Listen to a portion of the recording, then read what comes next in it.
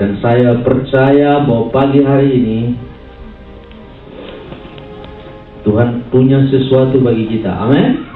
Saya percaya bahwa Tuhan punya rencana bagi kita, dan saya percaya bahwa ada sesuatu yang Tuhan persiapkan bagi kita. Kita lanjutkan seri khotbah kita dari kitab Efesus. Nah, mari buka Alkitab saudara bersama saya di kitab Efesus. Kita masuk seri yang ketiga. Seri yang pertama kita bicara dari pasal 1 ayat 1 sampai ayat yang kedua. Seri yang kedua kita lompat waktu itu ayat 15 sampai ayat yang ke-23. Hari ini kita kembali ke belakang, ayat 3 sampai ayat yang ke-14. Efesus pasal 1 ayat 3 sampai ayat yang ke-14. Sudah dapat semua Bapak Ibu? Kalau Bapak Ibu tidak keberatan, berat nggak? Kalau tidak keberatan, berdiri bersama saya. Mari bangkit berdiri bersama saya. Efesus pasal 1 ayat 3 sampai ayat yang ke-14. Saya baca ayat 3, Bapak Ibu baca ayat 4, dan seterusnya bergantian. Terpujilah Allah dan Bapa Tuhan kita Yesus Kristus, yang dalam Kristus telah mengaruniakan kepada kita segala berkat rohani di dalam surga. Ayat 4.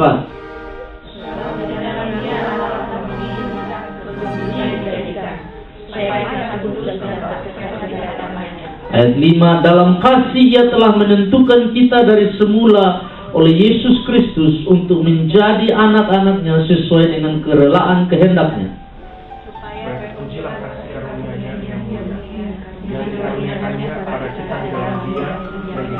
Ayat 7, sebab di dalam Dia dan oleh darahnya kita beroleh penebusan, yaitu pengampunan dosa menurut kekayaan kasih karunia-Nya. Sebab Ia telah menyatakan rahasia kehendaknya kepada kita sesuai dengan rencana kerelaannya, yaitu rencana kerelaan yang dari semula telah ditetapkannya di dalam Kristus. Sebagai persiapan kegelapan waktu untuk mempersatukan dalam Kristus sebagai kepala segala sesuatu, baik yang di surga maupun di bumi. Aku katakan di dalam Kristus, karena di dalam Dialah kami mendapat bagian yang dijanjikan, kami yang dari semula ditentukan untuk menerima bagian itu sesuai dengan maksud Allah yang di dalam segala sesuatu bekerja menurut keputusan kehendaknya.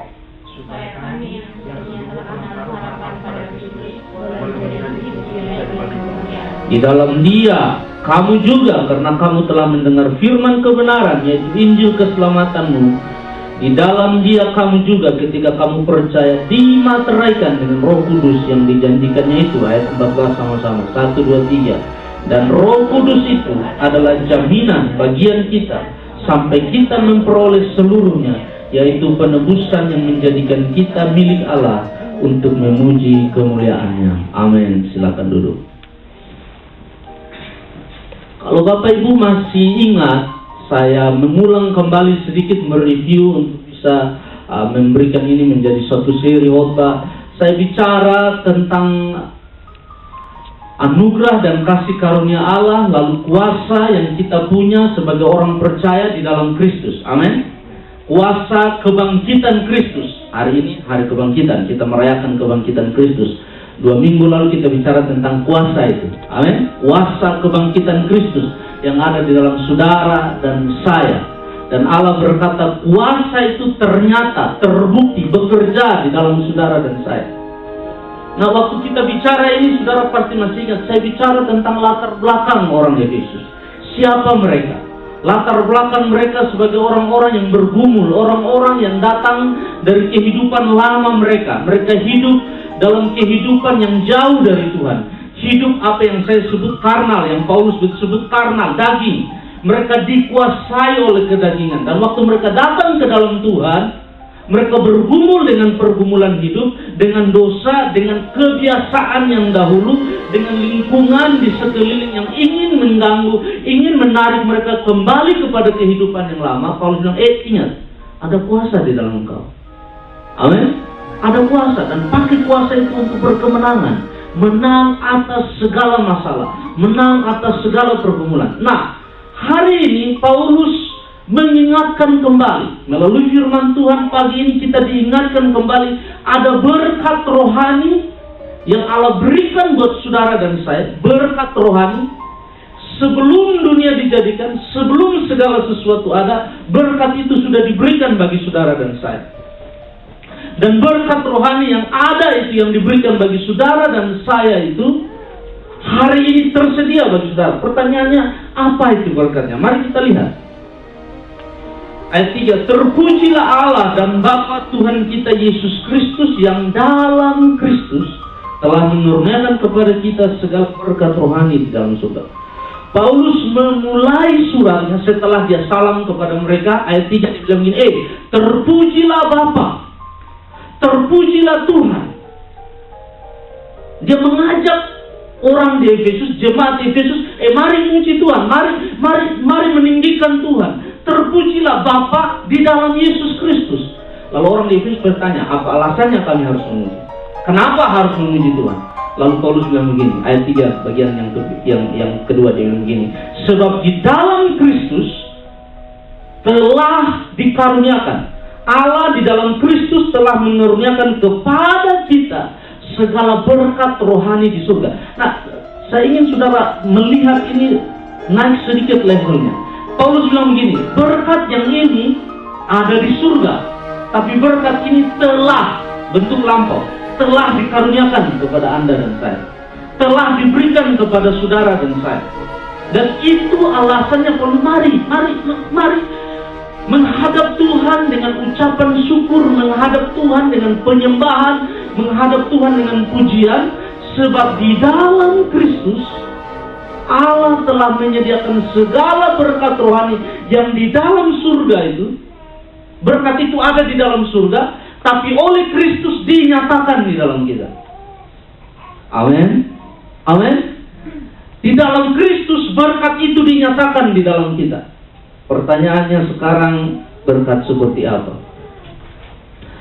Yang pertama, berkat rohani yang pertama, yang Paulus sedang bicarakan, yang Paulus sedang maksudkan, berkat rohani yang di dalam surga yang pertama, ayat yang keempat sampai ayat yang keenam. Sebab di dalam Dia Allah telah memilih kita sebelum dunia dijadikan, supaya kita kudus dan tak bercacat di hadapannya. Dalam kasih Ia telah menentukan kita dari semula oleh Yesus Kristus untuk menjadi anak-anaknya sesuai dengan kerelaan kehendaknya, supaya terpujilah kasih karunia-Nya yang mulia yang dikaruniakannya kepada kita di dalam Dia yang dikasihinya. Yang pertama Paulus bilang begini, ingat, di dalam Kristus sebelum dunia dijadikan, di dalam Kristus saudara dan saya telah dipilih. Yang percaya bilang amin. Nah, saya ingin jelaskan ini sedikit. Ada dua pandangan yang sedang dalam dunia kekristenan, ada dua pandangan menafsirkan ayat ini. Nah, saya memberikan pandangan saya. Kalau saudara percaya yang lain itu terserah saudara, tapi dari apa yang saya lihat, saya ingin sampaikan apa yang saya percaya. Nah, Paulus bilang begini, di dalam Kristus Allah telah memilih. Dengan kata lain, pemilihan itu tidak terjadi di luar Kristus. Pemilihan itu di dalam Kristus. Atau pemilihan itu melalui salib. Sebab Yohanes 3:16 bilang begini, karena begitu besar kasih Allah akan seisi dunia. Tidak bicara satu kelompok orang. Dalam konteks Efesus tidak bicara Yahudi, tidak bicara orang-orang pilihan, tapi dalam konteks Efesus sedang bicara Gentiles, orang-orang non-Yahudi. Nah, Paulus bilang begini, ingat, di dalam Kristus kamu juga telah dipilih. Sebelum dunia diciptakan, kamu sudah dipilih. Tetapi pemilihan itu terbuka buat semua orang. Amin. Pemilihan itu terbuka buat saudara dan saya terhadap Yahudi, non-Yahudi, hitam, putih, merah, biru, belaut. Kepada orang kaya, orang miskin, orang Asia, non-Asia, siapa saja, laki, perempuan, tua, muda, berpendidikan, tidak berpendidikan, pemilihan itu terbuka buat semua orang. Sebab pemilihan itu di dalam Kristus. Siapa percaya kepada Kristus diselamatkan. Itu kata Alkitab. Nah, Paulus bilang begini, waktu Allah melihat kepada seisi dunia, dia tidak melihat saudara dan saya, dia melihat Yesus. Siapa percaya kepada Yesus, dia masuk dalam area pemilihan itu. Sebab kenapa ini penting? Orang Yahudi punya pandangan bahwa mereka dipilih. Mereka yang satu-satunya dipilih, the chosen one. Lalu waktu orang Gentiles masuk bergabung, saya sudah jelaskan 2 minggu yang lalu, mereka bilang ini, kalian bukan yang dipilih. Karena kalian bukan yang dipilih, posisi kalian lebih di bawah kami. Status kalian lebih di bawah kami. Oleh karena itu di dalam sinagog itu sendiri, dalam rumah ibadah mereka, ada Yahudi duduk paling depan, orang non-Yahudi duduk paling belakang. Kalau ibadahnya di rumah orang non-Yahudi, orang Yahudi tidak mungkin masuk ke rumah itu. Sebab haram, tidak mungkin. Paulus bilang gini, ingat, Yesus Allah memilih kita semua di dalam Kristus. Semua kita sama. Amin. Saudara dan saya sama, kita semua sama. Pemilihan itu bukan karena saudara dan saya baik, bukan karena Yahudi non-Yahudi, bukan karena pintar tidak pintar, bukan rohani tidak rohani. Pemilihan itu ada di dalam Kristus. Menarik sekali Paulus bilangnya. Pemilihan itu terjadi sebelum dunia dijadikan. Urusan saudara dan saya. Kita punya kehendak bebas. Kita memilih untuk percaya kepada Yesus. Kita masuk dalam pemilihan itu. Kalau kita tidak mau memilih Yesus, kita tidak ada dalam pemilihan itu. Dengan kata lain begini, saya berdoa supaya saudara bisa menangkap ini dengan secara, tapi ini memang tidak bisa dijelaskan dalam 10-20 menit. Tapi saya hanya bilang satu hal. Saya percaya bahwa Allah memilih kita di dalam Yesus Kristus. Amin. Barang siapa percaya kepada Yesus diselamatkan. Bahaya daripada orang yang percaya kepada doktrin apa yang disebut predestinasi, sesuatu yang sudah ditentukan sebelumnya, adalah ini. Mereka bilang hanya ada kelompok tertentu yang dipilih dan diselamatkan, yang lain tidak dipilih dan tidak diselamatkan. Bahaya dari ajaran ini adalah bahwa akhirnya kita berputus asa dan menyerah terhadap orang-orang yang kita pikir tidak mungkin diselamatkan. Tidak bisa. Sebab Paulus bilang barang siapa percaya, siapa saja, entah dia jahat, dia baik, dia hitam, dia putih, siapa saja percaya di dalam Kristus, dia diselamatkan. Amin. Amin. Nah, Paulus mengingatkan orang Efesus kenapa dibilang ini berkat rohani yang besar.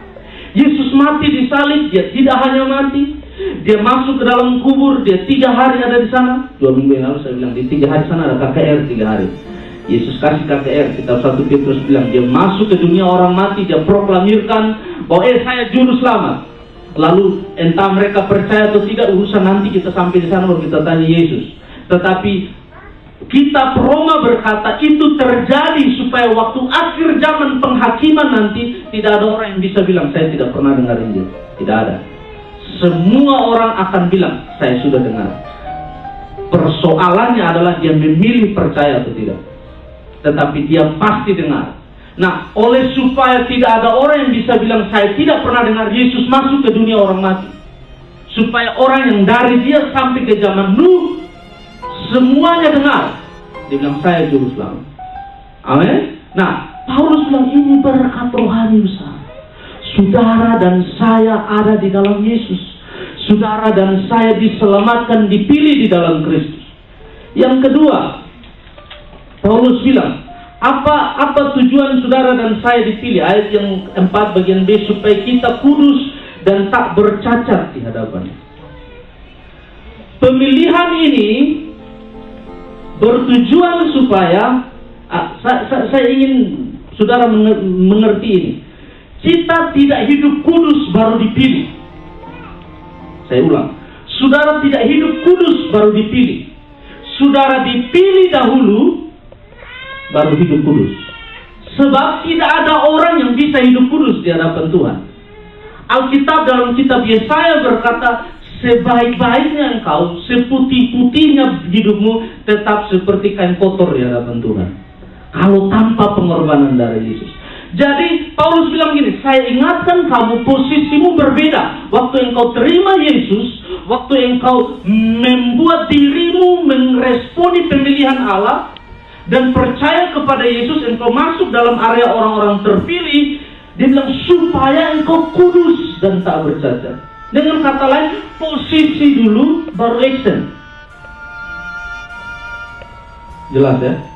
Sebab selama ini banyak orang Kristen bergumul dengan hal action dulu baru posisi. Saya mau performance dulu, saya harus hidup baik dulu, baru Tuhan pilih saya. Oh tidak, Paulus bilang salah. Paulus bilang dalam konteks orang Efesus, Paulus waktu kamu lagi keluar masuk itu kuil Dewi Diana, Tuhan sudah pilih kau. Tapi pemilihan itu ada di dalam Yesus. Waktu engkau percaya, engkau masuk dalam pemilihan. Nah, setelah engkau di posisinya sudah jadi orang terpilih, engkau harus hidup kudus dalam perjalanan hidup. Halo? Persoalan hari ini di dalam gereja, ada banyak orang berjalan hidup tanpa menyadari bahwa dia dipilih oleh Tuhan. Amin. Ada banyak orang hidup beroperasi, melayani, bahkan melayani pun dengan background, dengan image, dengan filosofi supaya dia dipilih Tuhan. Kalau itu pemahaman saudara, satu hari saudara akan apa yang disebut exhaust, saudara akan kekeringan. Sebab apa? Saudara try to perform, saudara mencoba untuk perform di hadapan Allah, coba untuk menarik perhatian Allah. Saudara mau buat apapun, Tuhan tidak tertarik. Tuhan tertarik kepada Yesus di dalam Anda. Oleh korban Kristus di dalam Anda, itu sudah selesai. Kasih Allah yang terbesar itu dicurahkan di dalam Yesus. Yang perlu kita lakukan, Paulus bilang, adalah hidup sesuai dengan panggilanmu, hidup sesuai dengan statusmu yang sudah dipilih. Dengan kata lain, kalau hari ini saya buat sesuatu yang tidak berkenan kepada Tuhan, itu tidak harus membuat saya mengizinkan suara-suara asing datang dan berkata saya tidak layak di hadapan Tuhan. Tidak. Sebab kelayakan saya tidak ditentukan oleh perbuatan saya. Kelayakan saya ditentukan oleh darah Kristus. Saya ulang, ini sesuatu yang agak saudara bisa terima, puji Tuhan, tapi tidak bisa cerna pelan-pelan. Saya mau bilang begini, kenapa banyak orang Kristen jatuh bangun? Sebab waktu dia melakukan sesuatu yang berdosa, tanda kutip, sesuatu yang kegagalan, tanda kutip, dia merasa tidak layak. Kalau engkau stay di situ, iblis senang. Wah, kena dia. Kalau saudara baca Screwtape Letter, siapa yang tulis? Saya lupa namanya. C.S. Lewis menulis sebuah buku yang berjudul Screwtape Letter. Ceritanya begini. Cerita buku ini tentang demon-demon ya. Roh-roh jahat yang ditrain oleh Lucifer untuk pergi ganggu orang Kristen. Lalu, kalau saudara mau, saya ada bukunya, bentuk PDF saya bisa kirim. Satu hari, Screwtape datang lapor ke Lucifer. Waduh, ada satu orang Kristen bertobat. Dia masuk ke gereja. Lalu Lucifer bilang gini, dia masuk ke gereja? Dia sudah bertobat? Dia sudah masuk ke gereja? Lalu ini Screwtape, ya dia sudah masuk ke gereja. Lucifer balas, tidak apa-apa, biar dia masuk saja. Kamu tunggu aja, 1 minggu lagi dia keluar. Kenapa? Dia pasti terluka, dia pasti kecewa, dia pasti tidak mengampuni, dia pasti kepahitan, dia keluar. Nah, waktu dia keluar, kau serang dia.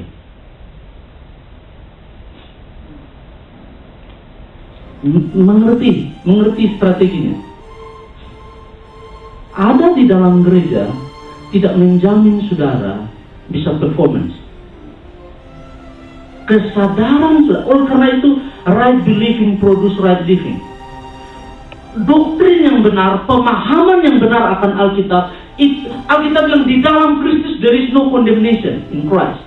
Kalau engkau menyembah Tuhan tapi masih condemn, ada sesuatu yang salah dengan doktrin Anda, dengan pemahaman saudara.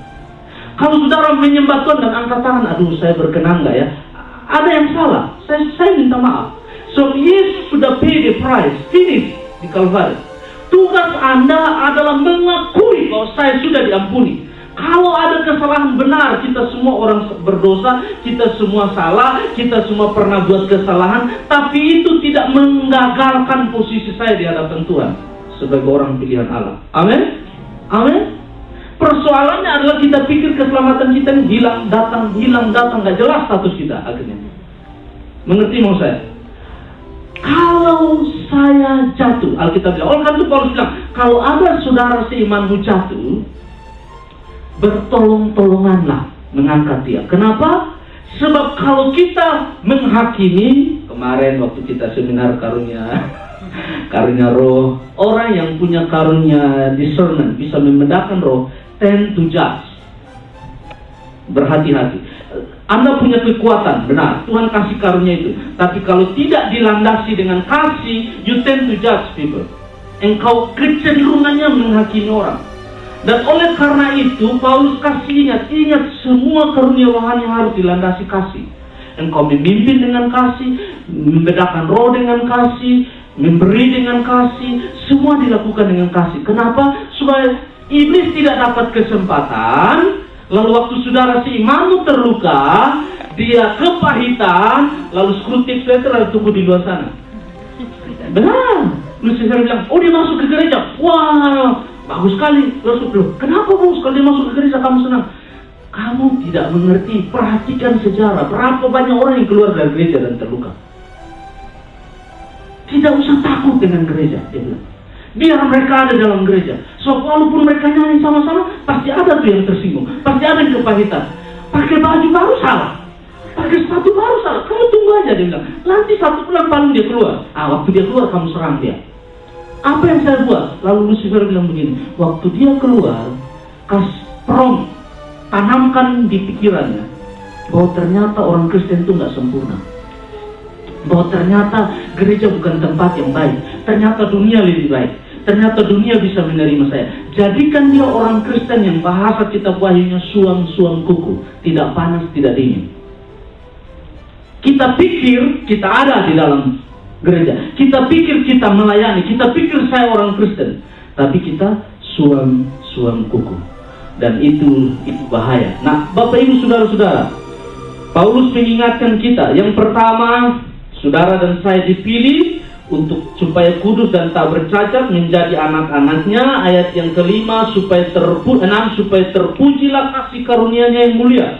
Tujuan saudara dan saya dipilih supaya waktu saudara dan saya dipilih, saudara lihat siapa saya. Kalau Tuhan pilih saya yang tidak layak, saya yang berdosa, saya yang jahat, saya yang tidak baik. Kalau saya dipilih dan diselamatkan, terpujilah kasih karunia-Nya. Sebab saya hari ini selamat hanya karena kasih karunia. Amin.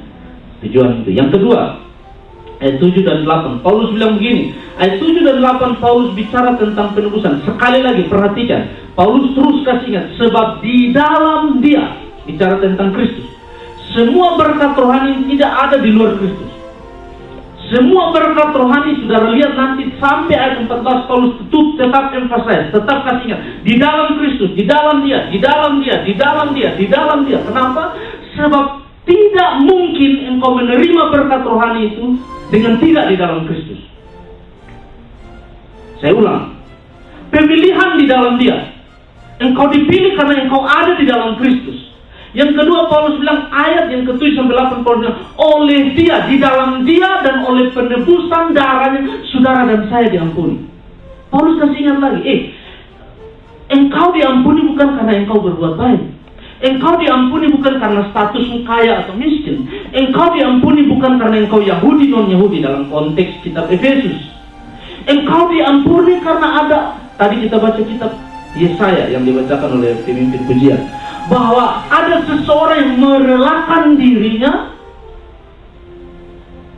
siap mati bagi saudara dan saya, supaya saudara dan saya tidak perlu lagi membayar harga itu. Amin. Dan saya sudah sampaikan di sini bahwa korban Kristus menghapus dosa masa lalu, menghapus dosa masa kini, dan menghapus dosa masa depan. Korban perjanjian lama menghapus hanya dosa masa lalu.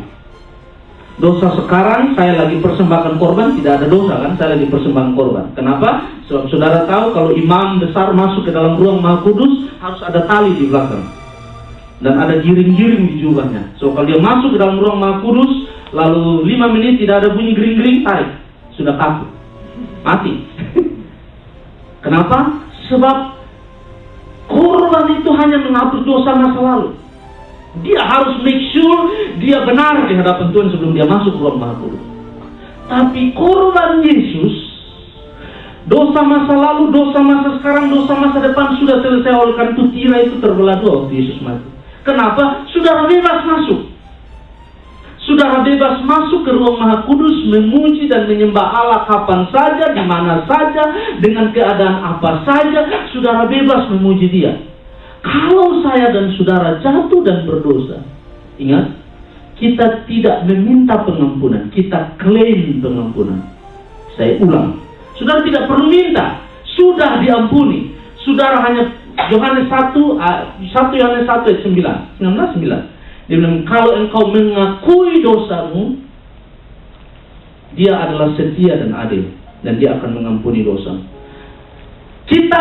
Pengakuan adalah kita searah, sejalan, sehati, ya dan amin dengan surga. Saya mengakui saya berdosa. Saya mengaku saya berdosa. Tapi pengakuan itu bukan supaya saya mendapat pengampunan. Pengakuan itu menunjukkan bahwa saya berdosa, tapi saya sudah diampuni di salib. Bisa tangkap? Halo? Bisa tangkap? Saya mau bilang, oleh karena itu, kalau saudara baca, Paulus terus panggil orang Efesus orang-orang kudus pilihan Allah. Orang-orang kudus pilihan Allah. Kalau saudara lihat kehidupan orang Efesus, jauh dari yang namanya kudus pilihan Allah. Tapi Paulus tetap kasih ingat mereka, statusmu di hadapan Tuhan kudus pilihan Allah. Kudus pilihan Allah.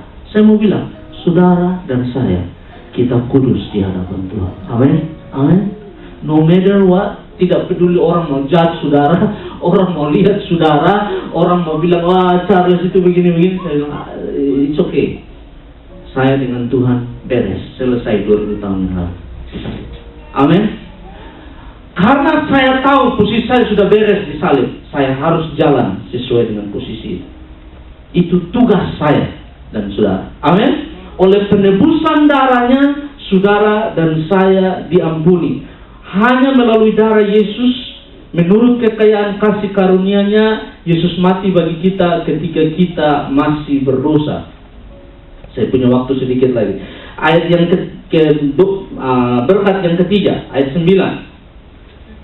Sebab Ia telah menyatakan rahasia kehendak-Nya kepada kita sesuai dengan rencana kerelaannya, yaitu rencana kerelaan yang dari semula telah ditetapkannya di dalam Kristus. Ingat itu. Paulus tetap ingat di dalam Kristus. Sebagai persiapan kegenapan waktu, untuk mempersatukan di dalam Kristus sebagai kepala segala sesuatu baik yang di sorga maupun yang di bumi. Yang ketiga, Paulus bilang begini, ada satu rahasia. Berkat rohani yang ketiga, Paulus bilang begini, ada satu rahasia yang saya ingin singkapkan bagi kamu. Berkat rohani yang ketiga, Paulus bilang, di dalam Kristus Allah menyatakan rahasianya. Kata rahasia dalam bahasa Yunani artinya misterion, yang akhir hari ini kita kenal kata misteri, sesuatu yang tersembunyi, terselubung. Apa itu rahasia? Ayat yang 10 Paulus bilang begini, sebagai persiapan kegenapan waktu untuk mempersatukan di dalam Kristus sebagai kepala segala sesuatu baik yang di surga maupun yang di bumi. Paulus bilang ini, akan datang waktunya setelah the fullness of time, setelah kegenapan waktu, setelah waktu yang ditentukan Allah itu sudah full, sudah sampai pada waktunya. Lalu ceritanya kapan itu? Tidak ada yang tahu. Yesus bilang, saya juga tidak tahu, hanya Bapa yang tahu. Bicara tentang kedatangan Kristus. Waktu the fullness of time, Anak Allah akan datang dan Dia akan jadi kepala baik yang di sorga maupun yang di bumi. Kata mempersatukan segala sesuatu dan menjadi kepala itu memakai kata apa yang disebut eukonomia. Kata eukonomia artinya, kalau saudara baca mengerti budaya orang Yahudi, laki-laki atau suami adalah kepala dari seluruh rumah di mana dia ada. Nah, saya besar di Rote. saya orang Rote. Ada yang disebut namanya kepala suku. Dari suku kan, misalkan marga besi, ada satu kepala. Nah, karena dia kepala, dia punya hak terhadap cucu, cicit ke bawahnya, dia punya hak karena dia kepala. Oke? Dan kata yang diberikan kepada orang ini disebut kata ekonomia. Karena apa? Dia punya hak. Dari dia mengambil semua. Jadi dia punya hak. Walaupun itu berlaku dalam tribal community, dalam suku-suku. Kalau walaupun saya punya istri, tapi kalau dia bilang saya mau istrimu datang dan melayani saya, bukan dalam konsep negatif, tidak, tapi bantu dia, kerja buat dia, silakan. Karena apa? Karena dia kepala.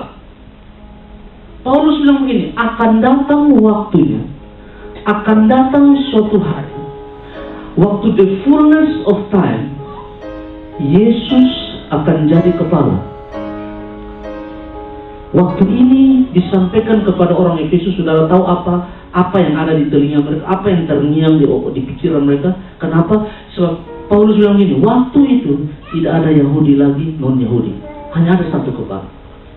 Waktu itu terjadi, Dewi Artemis yang dulu yang kau sembah itu pun, dia harus tunduk kepada satu kepala. Waktu itu terjadi, baik yang di sorga maupun yang di bumi, baik segala sesuatu yang ada di bumi ini harus tunduk kepada satu kepala. Dan Paulus bilang itu rahasia. Kenapa rahasia? Orang di luar sana nggak percaya itu. Amin. Orang di luar gereja nggak percaya. Orang di luar sana, sebab waktu orang Efesus pergi ke gereja, mereka pergi beribadah bersama, orang mencemooh mereka. Untuk apa kau ke gereja? Untuk apa kau jadi orang Kristen? Paulus bilang ada rahasia. Suatu hari nanti pergumulanmu akan selesai. Amin. Suatu hari nanti masalahmu selesai. Suatu hari nanti air matamu selesai. Suatu hari nanti Allah akan berdiri dan membela hakmu. Suatu hari waktu Yesus datang, dia jadi kepala atas segala sesuatu yang ada. Wow. Ini menjadi penghiburan yang besar buat orang Efesus. Dan ini menjadi penghiburan buat saudara dan saya. Kenapa? Kita memiliki berkat itu. Amin. Kita punya rahasia itu. Suatu hari nanti, hari ini saudara ada dalam pergumulan, saudara ada dalam masalah, saudara ada dalam persoalan, tapi Alkitab bilang suatu hari nanti, one day, dia kembali dan dia jadi kepala. Dan waktu dia jadi kepala, segala sesuatu tunduk takluk kepada dia. Waktu itu masalah saya selesai, air mata saya selesai, dan Alkitab bilang girang datanglah, sukacita datanglah. Kenapa? Saya pulang ke surga. Amin, Bapak Ibu Saudara. Nah, Paulus bilang ini rahasia, rahasia yang akan aku sampaikan kepada kamu, sebab di dalam Kristus rahasia ini dinyatakan bagi engkau. Hari ini engkau dicemooh karena nama itu, ingat suatu hari nanti oleh karena nama itu engkau pulang ke surga. Amin. Amin.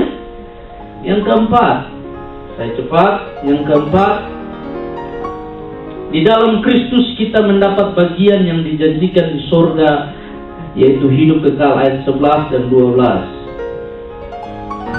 Aku katakan di dalam Kristus, karena di dalam dialah kami mendapat bagian yang dijanjikan. Kami yang dari semula, ayat 11 ya, ditentukan untuk menerima bagian itu sesuai dengan maksud Allah yang di dalam segala sesuatu bekerja menurut keputusan kehendaknya, supaya kami yang sebelumnya telah menaruh harapan pada Kristus boleh menjadi puji-pujian bagi kemuliaannya.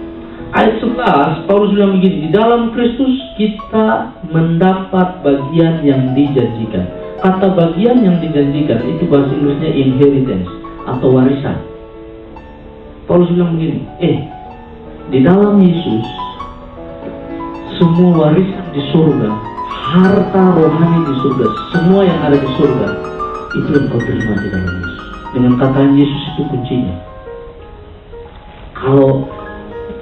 Kalau bapak saya orang kaya, contoh ya, sangat kaya, lalu dia kasih saya warisan, dia yang perlu dia lakukan adalah kunci atau materai, itu saja.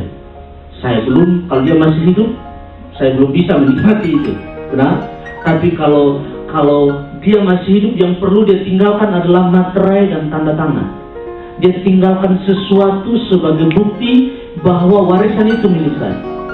Nah, Paulus bilang begini, di dalam Kristus, saudara dan saya sudah mendapat inheritance itu, warisan itu. Waktu saya baca ayat ini, saya senang sekali. Kenapa? Saya sudah jelaskan ulang-ulang, hidup saudara dan saya di sini 60 tahun. Kalau engkau jago, 70 tahun. Tapi setelah 70 tahun, pakai tongkat. Paulus bilang. Nah, mengapa kita mengorbankan yang 70 tahun untuk sesuatu yang kekal? Pikirkan baik-baik. Mengapa saya mengorbankan sesuatu yang kekal untuk sesuatu yang hanya sementara di dunia ini? Yang kalau kita bandingkan itu seperti satu titik air di lautan yang luas.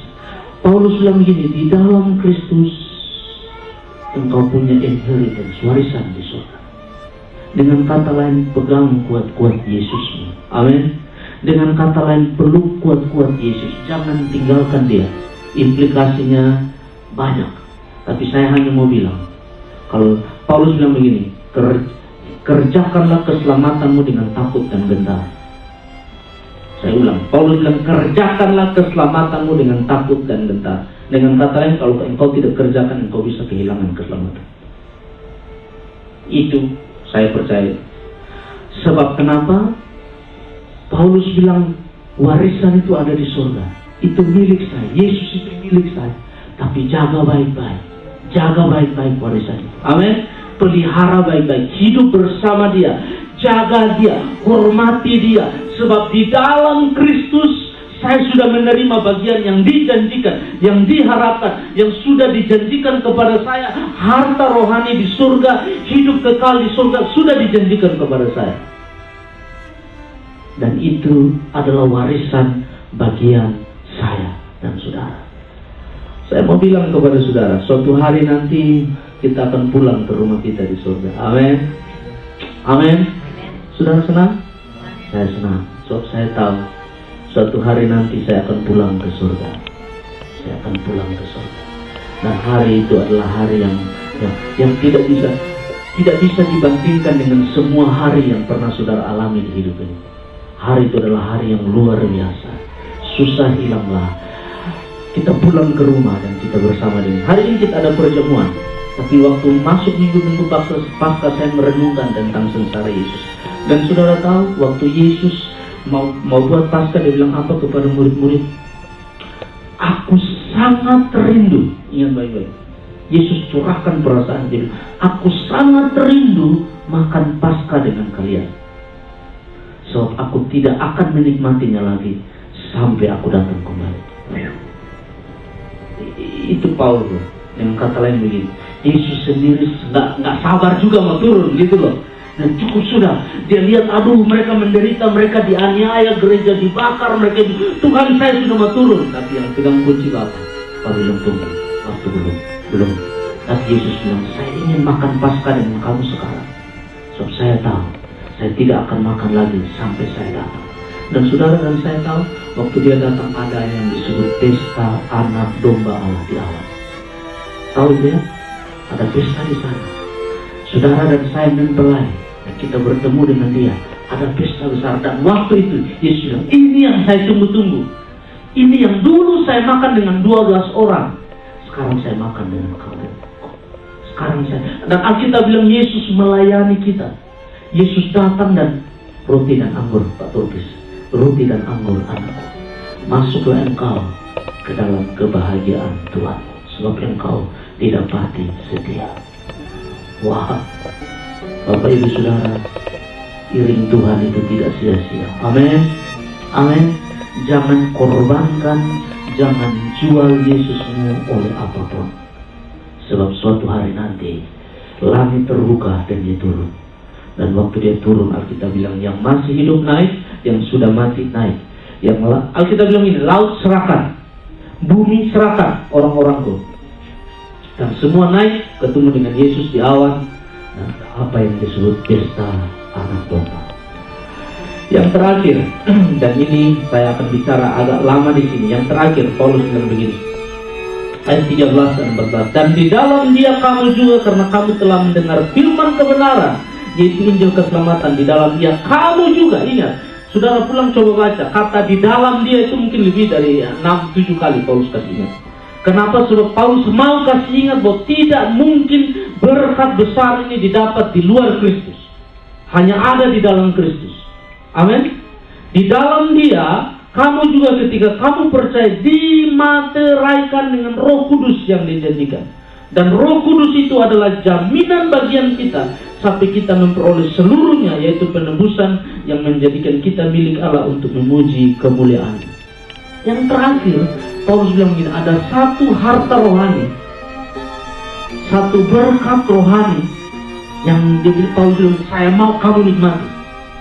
Harus mengerti ini, Paulus bilang begini. Oke, sudah ada warisan, Paulus bilang. Warisan sudah tahu ada di sana. Bagaimana kau tahu bahwa kau punya warisan?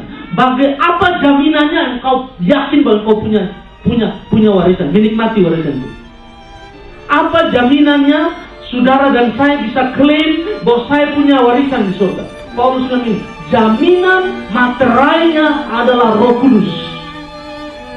Amin. Amin. Amin. Oleh karena itu penting sekali bagi saudara dan saya beroperasi di dalam Roh, melayani di dalam Roh, melihat segala sesuatu di dalam Roh, hidup di dalam Roh. Sebab saudara tidak bisa dipisahkan dari Roh Kudus. Roh Kudus adalah jaminan bagian saudara dan saya. Waktu Yesus lihat saudara, dia lihat Roh Kudus di dalam saudara. Roh Kudus adalah materai cap bahwa saya punya harta di surga. Amin. Coba saudara lihat kembali ayat 13 dan 14. Paulus bilang begini, di dalam dia kamu juga karena kamu telah mendengar firman kebenaran, yaitu Injil keselamatanmu. Di dalam dia kamu ketika kamu percaya dimateraikan. Apa? Dengan Roh Kudus. Ayat 14, dan Roh Kudus itu adalah jaminan bagian kita sampai kita memperoleh seluruh. Dengan kata lain, kemarin kita bicara karunia Roh. Kitab 1 Korintus bilang begini, hari ini kita melihat sesuatu yang samar-samar. Hari ini operasinya karunia Roh ini belum sempurna. Saya tidak ada waktu kemarin menyampaikan. Tapi Paulus bilang, waktu yang sempurna datang, bicara tentang Yesus, waktu Yesus kembali, waktu yang sempurna datang, karunia Roh semua berhenti, selesai. Kenapa? Sebab yang sempurna sudah datang. Untuk apa yang tidak sempurna? Paulus bilang, hari ini engkau beroperasi, kita beroperasi dengan karunia Roh, kita dipimpin oleh Roh, kita melayani dengan Roh sebagai materai, sebagai foretaste, sebagai icip-icip apa yang akan kita nikmati di surga nanti. Tapi waktu Yesus datang, yang sempurna datang, ini semua selesai. Karunia Roh kah, membedakan Roh kah, apakah memimpin, bernubuat, berbahasa roh, semua selesai. Kenapa? Paulus bilang yang sempurna sudah datang. Untuk apa saya untuk apa menjaga yang belum sempurna, yang tidak sempurna ini? Dan oleh karena itu Paulus bilang begini, beroperasilah di dalam Roh. Amin. Hiduplah di dalam Roh, menikmati karunia Roh Kudus, beroperasi di dalam Roh. Kenapa? Sebab Roh Kudus adalah jaminan bagian kita. Roh Kudus adalah materai yang Tuhan beri bagi kita. Saya berdoa supaya semua karunia rohani ini menjadi milik saudara dan saya pagi. Amin. Amin. Yang pertama, yakinlah bahwa saudara dan saya sudah dipilih. Kalau hari ini saudara masih yakin, nggak yakin, saya mau bilang, di dalam Kristus saudara dan saya dipilih. Amin. Keselamatan saudara secure di dalam Kristus. Selama saudara percaya dia, tidak deny, tidak menyangkal, tidak meninggalkan dia, saudara dan saya aman di dalam dia. Tapi ingat yang terakhir, berkat yang terakhir, Paulus bilang Roh Kudus adalah jaminan bagian kita. Jaminan bahwa semua berkat ini kita terima, ada Roh Kudus di dalam. Beroperasilah di dalam Roh, melayanilah di dalam Roh, bekerjalah di dalam Roh, mengasihi segala sesuatu yang kita lakukan keluar dari Roh dan menyembah Allah. Amin.